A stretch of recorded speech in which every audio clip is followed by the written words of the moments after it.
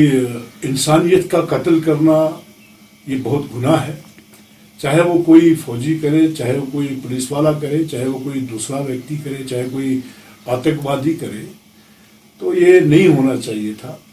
अगर ऐसा हुआ है कि चाहे वो पुलिस की कस्टडी में उसकी डेथ हुई या एनआई के जो है एनआई के कस्टडी में डेथ हुई है, तो मैं भी चाहता हूँ कि उसकी भरपूर जो है वेरिफिकेशन करें और उस व्यक्ति को कड़ी से कड़ी सजा देनी चाहिए। ऐसा नहीं होना चाहिए था।